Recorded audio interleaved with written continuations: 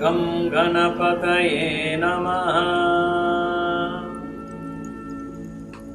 Today being Ganesh Chaturthi, we have to understand it ध्यान पूर्वक से, श्रद्धा और आस्था से और ध्यान पूर्वक से हम समझना इसका आराधना.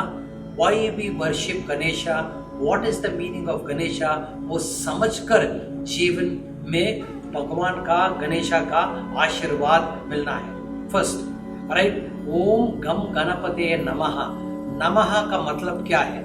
नमः देख लीजिए, अक्षर को न माँ पहले डाल दीजिए, ना के पहले, सो मनः हो जाता है. हमारा मन एकदम विक्षिप्त है, हमारा मन एकदम अस्त व्यस्त जाता है. हमारा मन, ये मन विक्षिप्त हो जाता है, then such a type of mind will not be focused. So हमारा मन एकदम विक्षिप्त हो गया.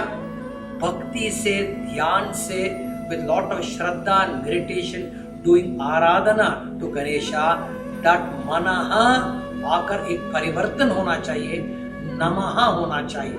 अक्षर का चेंज, नमः मीन्स एकदम एक समर्पण, भगवान को ऊपर समर्पण, प्रकृति को ऊपर समर्पण, देन हमारा जीवन एक रवाई हो जाता है.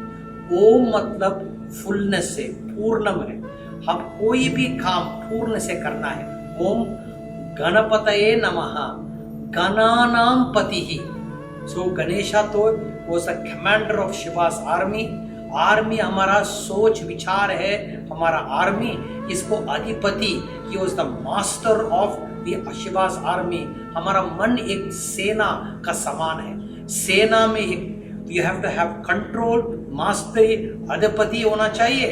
कब अधिपति होता है? जब मास्टरी होता है, तब ओम गणपतये नमः, गणेशा का और भगवान का आशीर्वाद.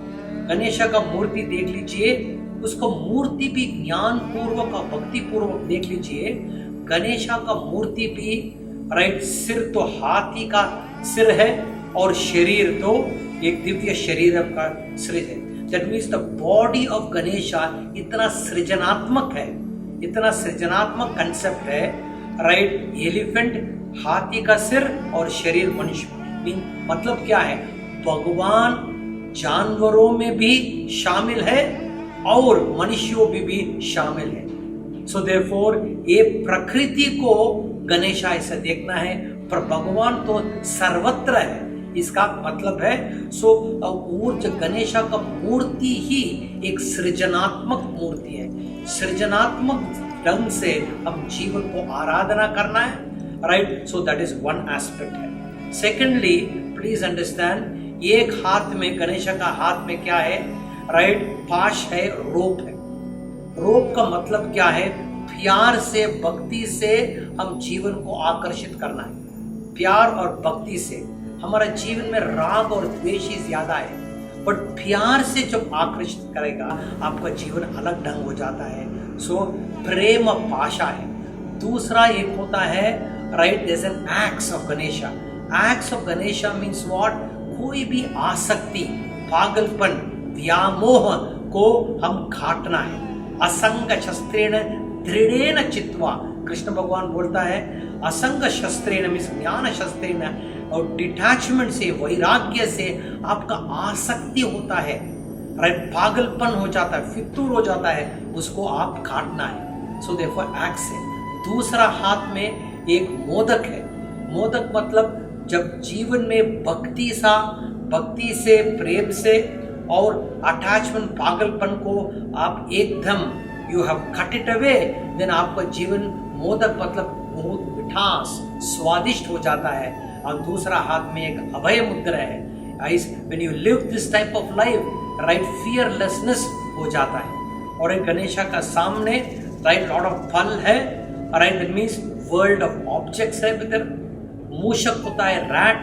मूषक का अर्थ क्या है? हमारा ख्वाहिश, हमारा डिजायर्स.